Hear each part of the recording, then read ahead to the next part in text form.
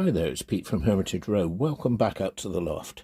On a very rainy night up here, I can hear the rain pouring down on the roof. And it's also a bit chilly, but there you are, we'll live with it.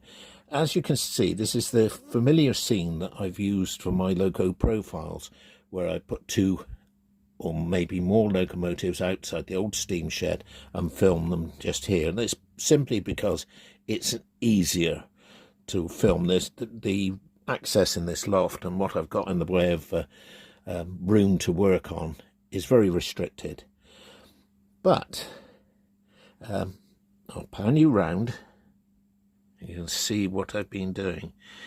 This is the end of the layout, one end of it, and I've put here a viaduct. Now this viaduct is made out of 3 of the Hornby viaducts glued together and repainted. Now I managed to get these quite cheap off of eBay because I didn't fancy building the Metcalfes. It's going to take me a long time to do, and I'm not sure my building's that good. Now, this area was not really used for anything.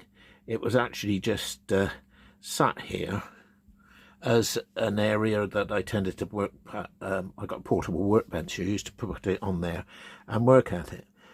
But my thinking was not to have these tracks connected to anything. They're purely there for display purposes. You can put a locomotive on each of these, half hanging out underneath the viaduct, and there's obviously more ground cover and colouring and scenics to go in on this yet. And you can see there is one track that leads from by the side of the engine shed up under one of the tunnels and viaduct portals. This is assumed to be a yard left over from a much bigger engine shed that used to be here but has been thinned down.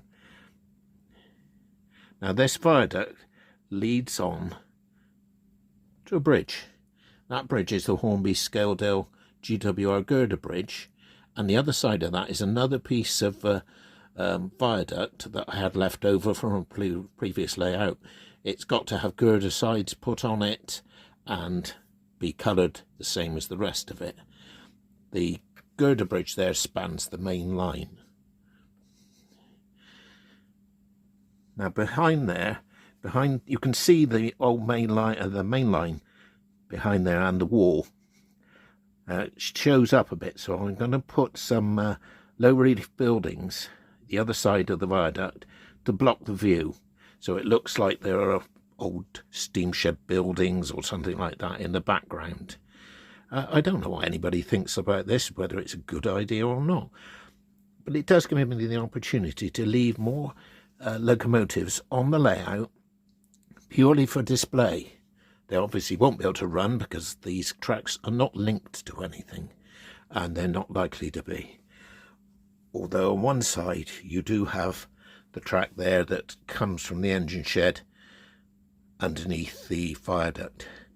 On the far end, what I intend doing is building a girder bridge that spans the rest of this yard and also the main line tracks that go past over to the back scene and to cover the road over as well.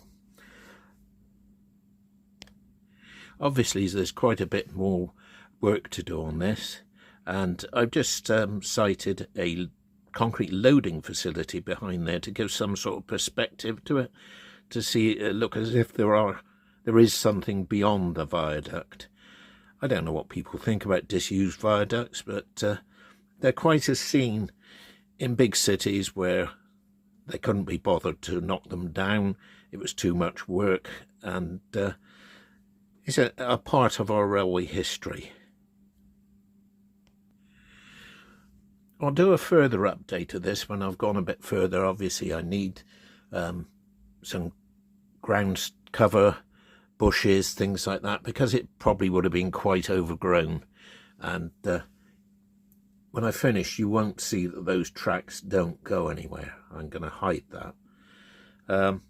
If you could all like, subscribe, comment, share, anything else like that, it'd be much appreciated. Subscribing doesn't cost anybody anything, and it does help the channel. Obviously, the more subscribers I've got, the better it feels for me. So thank you very much from Hermitage Road, and good night and goodbye.